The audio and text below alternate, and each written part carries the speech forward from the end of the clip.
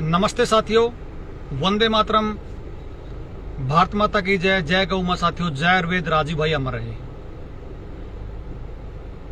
साथियों, अभी जो आपको एक शांति दिखाई दे रही है, ये तूफान से पहले की शांति है। मैं आज सबसे हाथ जोड़ कर निवेदन करता हूं, कोई भी पार्टी का हो, मैं सबसे हाथ जोड़ कर निवेदन करता हूं, ना हमारा किसी पार्टी से वैर है, ना हमारी किसी पार्टी से द्वेष है। हमें किसी पार्टी के विरोधी के रूप में ना आके जो मुद्दे हैं, क्योंकि मुद्दा इतना बड़ा है। मैं इस पेज को कोशिश कर रहा था कि मैं इस पेज पे इस तरह के किसी चीज के लिए लाइव नहीं आऊंगा, लेकिन मुझे आज समझ में आया कि मैं अगर इस पेज को करूंगा क्या बचा के, अगर इंसानियत ही नहीं बची तो मैं इस पेज को बचा के क्या करूंगा। साथियों, मुद्दा इतना, मतलब जीवन का सबसे कठिन मोड़ पे हम आके खड़े हो चुके हैं और आपको समझना होगा, बिना समझे काम नहीं चलेगा। साथियों, बहुत मतलब जिंदगी का मैं मानता हूं कि जितने दुख हमने इस उम्र 40, 35, 38 साल की उम्र में देखे हैं, या जितने डर देखे हैं, ये सबसे बड़ा डर जिस चीज का था वह उस मोड़ पे आके हम खड़े हो चुके। साथियों, निवेदन करूंगा, जो साथी इसको एक बार देखे, अभी लाइव देख रहा है वो भी इसको शेयर कर लीजिए, और जो बाद में भी देखे, एक इंसान होने का धर्म निभाइए और इसको शेयर कर दीजिए, क्योंकि हो सकता है कि इस वीडियो के बाद ये पेज दोबारा ना चल पाए, क्योंकि इस पेज को 2 महीने से इसलिए रोक के रखा हुआ था कि मतलब इस पेज की रीच ठीक ठाक हो जाए, क्योंकि पहले उस मामले में इस पेज की बिल्कुल रीच 0 हो चुकी थी।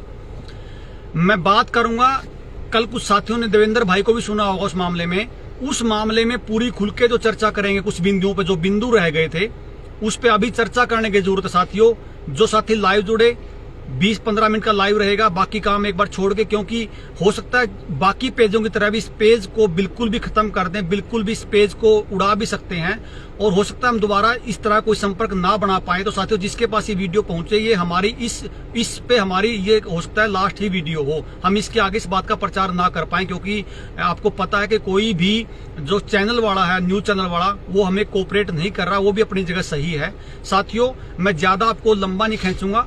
देवेंद्र भाई, सभी को भाई, सभी साथियों को नमस्ते, वंदे मातरम, भारत माता की जय। साथियों, जैसे किस तरह कल पूरे मामले का आपको जो संज्ञान में आया था, एक बिल लोकसभा में आने वाला है मानसून सत्र में उसका ड्राफ्ट जो है उसका तैयार हो चुका है। उसका नाम क्या है बिल का?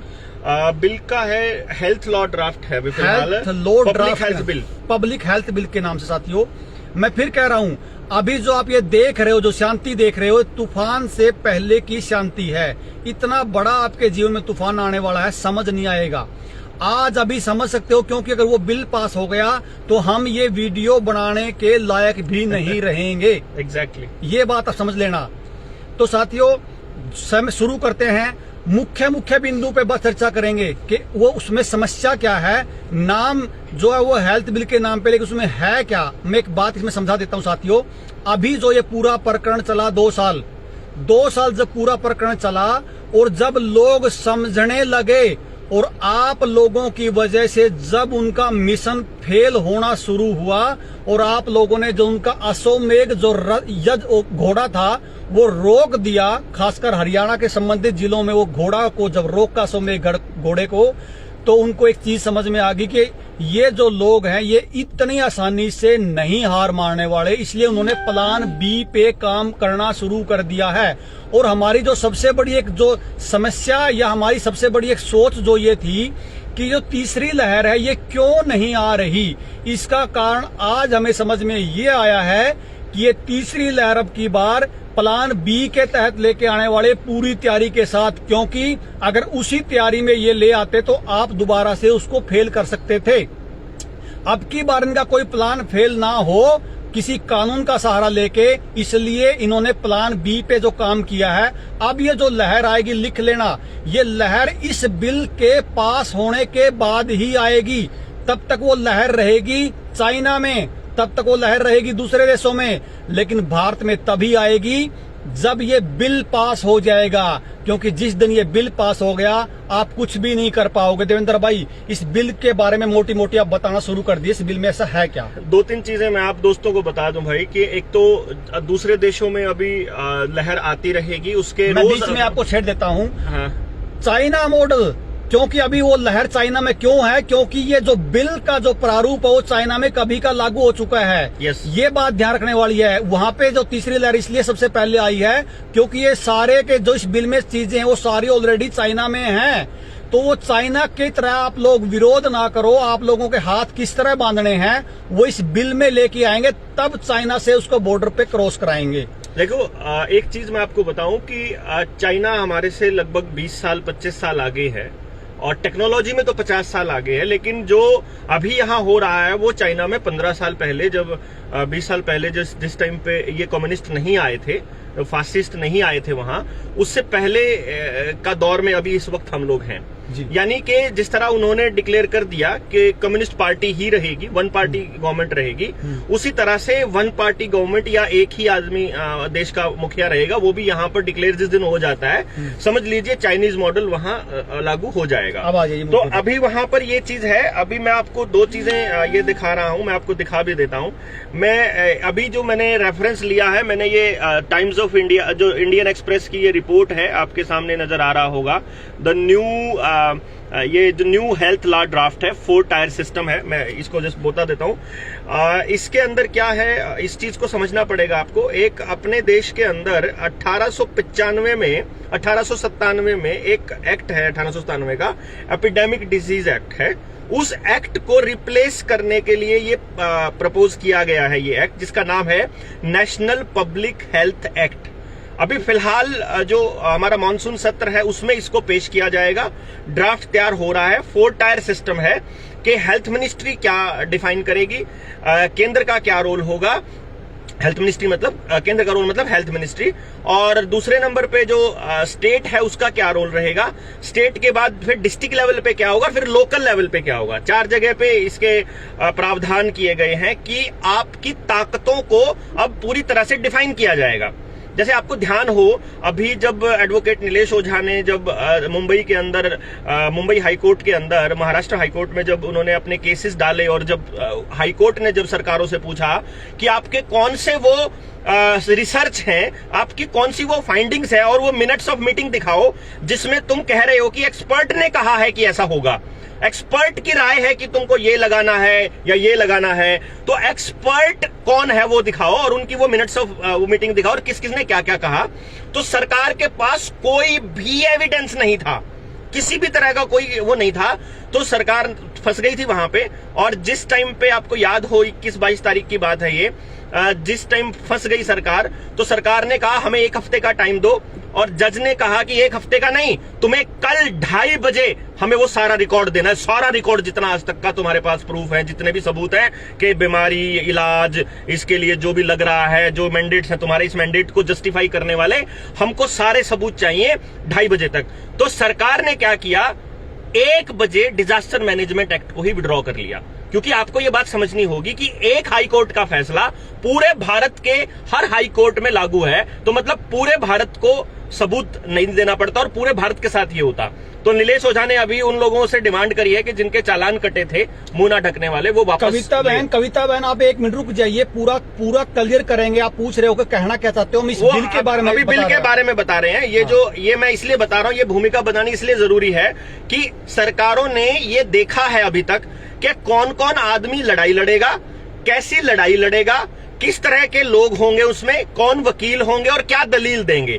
अब उन दलीलों का इलाज करने के बाद अब ये मार्केट में उतरेंगे और अगली लहर लेकर के आएंगे। ठीक है। असली जो मकसद है इनका वो है आपको पूरी तरह से लॉकडाउन में रखना। जैसे इस टाइम शंघाई की 2.5 करोड़ से ज्यादा पॉपुलेशन इस टाइम लॉकडाउन में है, कंप्लीट लॉकडाउन में। और ये चीज समझने के लिए आपको इस ड्राफ्ट को समझना पड़ेगा। इस ड्राफ्ट में क्या है असल में, मैं इसका मोटे तौर पर एक चीज बता देता हूं, जिसके कल हमने एक तो ट्रीटी है हमारी, जो पेंडेमिक ट्रीटी है, जो WHO ने पूरे हर देश को, हर मेंबर कंट्री को भेजी है। एग्रीमेंट है ना, कोई एग्रीमेंट है। जिस देश ने उसको साइन कर दिया वो देश उस ट्रीटी के अंदर आने पर WHO की दिए हुए दिशा निर्देशों को मानने के लिए बाध्य हो जाएगा, और अगर वो बाध्य हो जाता है तो आपके देश का कानून, आपके देश का संविधान नल एंड वॉइड हो जाएगा।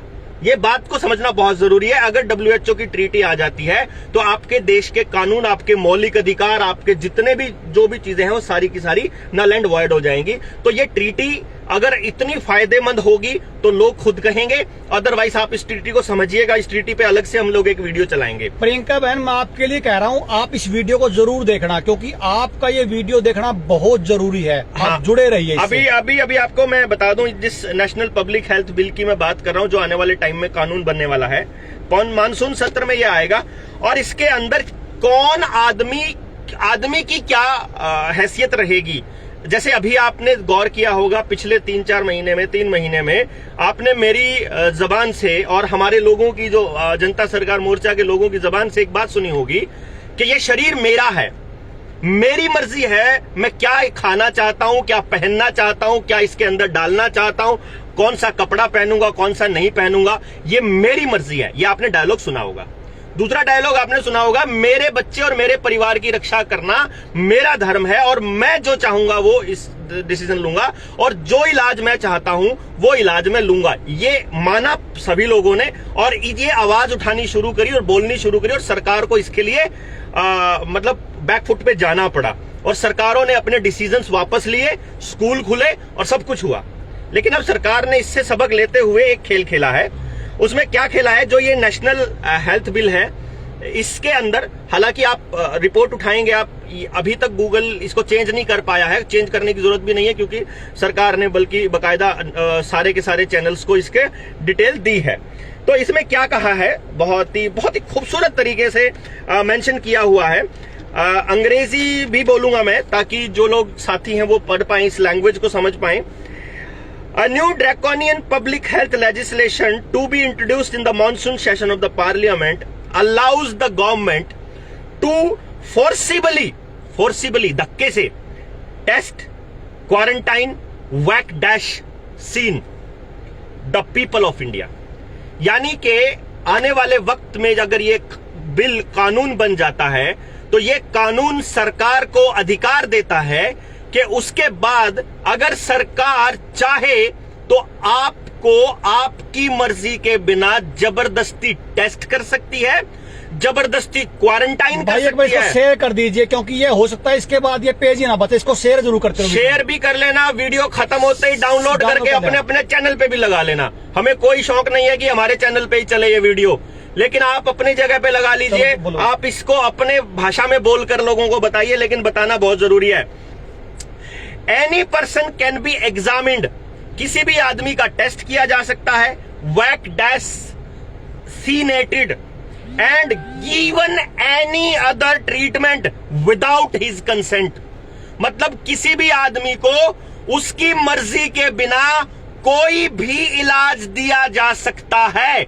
यानी आपको बुखार हो गया, आप कहते हो कि मैं आयुर्वेद के हिसाब से व्रत रख के खाली पेट रह के मैं अपना ठीक करना चाहता हूं। यहाँ जो सुनने लायक जो बात है, मैं निवेदन करता हूँ, मैं हाथ जोड़ रहा हूँ। हम किसी पार्टी से, हमें आज लड़ाई पार्टी की नहीं, इंसानियत की है। और मैं खास जो अपने आप को ये कहते हैं कि हम राष्ट्रवादी हैं, वो कहाँ गया वो लोग जो राष्ट्रवादी अपने आप को मानते हैं। आप आयुर्वेद, अब आपका आयुर्वेद से इलाज कराने का हक छीना जा रहा है साथियों। आयुर्वेद क्यों? आपका होम्योपैथी से, आपका नेचुरोपैथी से, अब दुनिया की कोई ताकत आपको किस चीज से इलाज करवाना है, आपको कोई बचाने वाला नहीं। आपको एक ही पैथी से इलाज दिया जाएगा।